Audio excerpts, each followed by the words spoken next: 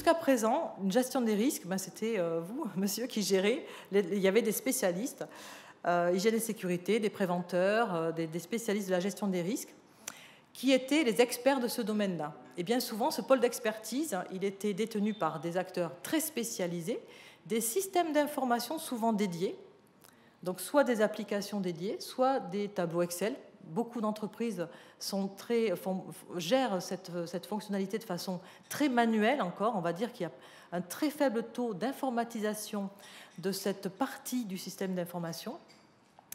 Et donc, c'était des gens très spécialisés qui géraient et qui avaient la connaissance et l'expertise en fait de cette gestion des risques et de la pénibilité. Aujourd'hui, eh bien, ce que je vous disais tout à l'heure, il y a un changement de périmètre. Nous avons donc les DRH qui sont concernés parce que, premièrement, il y a un impact sur la partie financière, mais il y a un impact aussi sur les accidents du travail, sur la responsabilité sociale, sociétale, le bien-être au travail. On voit bien qu'on est dans cette mouvance où la gestion de la pénibilité s'accompagne aussi de toute cette notion de bien-être au travail et de l'engagement des collaborateurs, etc., qui intéressent les DRH dans leur politique RSE. Les responsables administration du personnel et paye, bien entendu, sont complètement concernés par toutes ces obligations légales. Ce sont des processus de gestion administrative, paye et déclaration. Donc, ils doivent aujourd'hui s'emparer de ce sujet, le maîtriser, savoir tracer les informations, savoir être responsable de la donnée qu'ils vont manipuler. Donc, c'est tout à fait nouveau. Et vous voyez qu'ici, donc, on arrive dans un schéma où il y a beaucoup de populations concernées. Chacune est concernée par des parties d'application ou des parties de données différentes.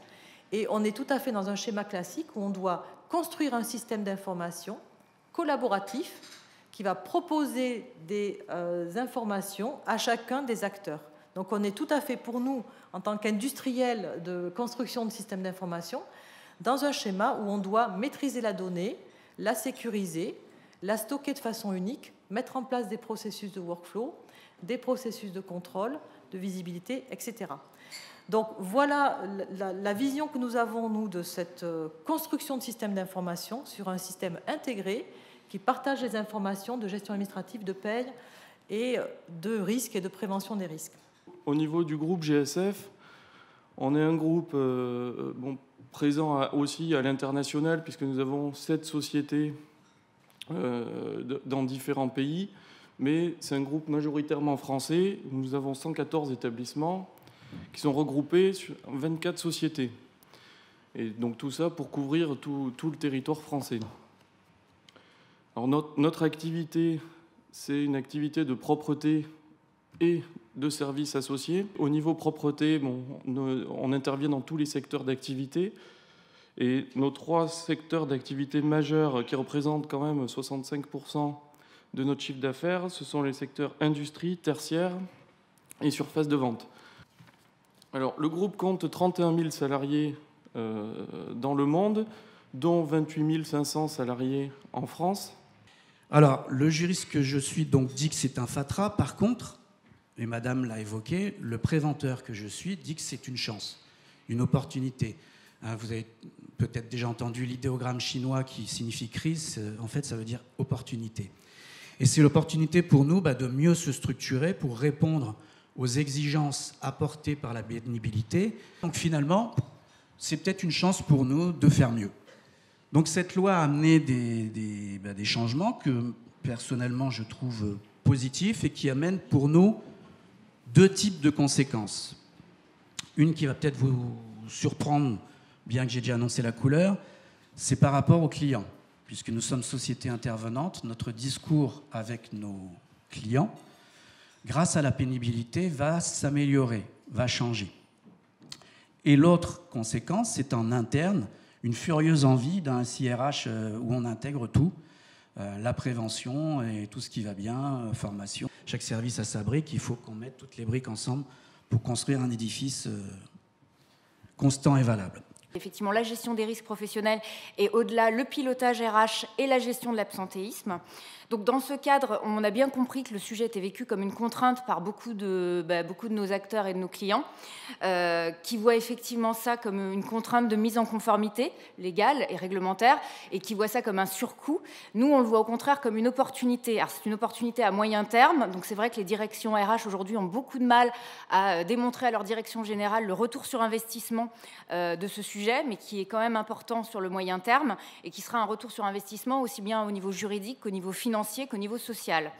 Hier, il faut savoir qu'effectivement que la prévention, c'était un sujet centré sur le document unique et sur les responsables sécurité. Donc c'est un sujet souvent nouveau pour les directions RH qui le géraient de près ou de loin, et plus souvent de loin que de près. Et effectivement aussi, il faut savoir que la prévention était traitée a priori, bien sûr, d'une part, mais qu'il y avait aussi beaucoup d'actions de cost killer qui permettaient de maîtriser les taux de cotisation AT-MP, et qu'effectivement, cette démarche-là suffisait bien dans beaucoup de groupes en l'état. Maintenant, effectivement, avec cette nouvelle contrainte, on est effectivement obligé d'impliquer plusieurs acteurs. Donc aujourd'hui, ce sujet, et qui n'est pas évident, et également pour le choix de l'outil, doit répondre à plusieurs acteurs. La fonction RH, la fonction prévention et aussi la fonction juridique qui est concernée. Donc là, on est vraiment sur 3 acteurs centraux qui doivent être consultés. Donc on a l'habitude d'accompagner, et aussi également il faut savoir que ce sujet de la pénibilité va impliquer les autres processus RH, puisque la formation va être concernée également, la GPEC également, puisqu'on va retravailler aussi sur les organisations du travail, le pilotage RH, on l'a vu, avec aussi toute la dimension gestion d'absentéisme qui de plus en plus est une demande récurrente de nos clients. Donc en fait, je pense que dans cette nouvelle loi, il ne faut pas voir que des contraintes légale, de mise en place de systèmes, d'augmentation des cotisations de charges patronales. Ce qu'il faut voir, c'est finalement tous les gains attendus si on mène une politique de A à Z et qu'on mène un projet dans sa globalité. C'est pour ça qu'on a invité Vanessa pour vous indiquer aussi que ce projet doit être vu de façon beaucoup plus globale, de façon à pouvoir vraiment obtenir un ROI intéressant sur finalement cette obligation légale, mais qui n'est pas qu'une obligation, qui va être finalement un cercle vertueux pour pouvoir amener l'entreprise vers beaucoup plus de performance.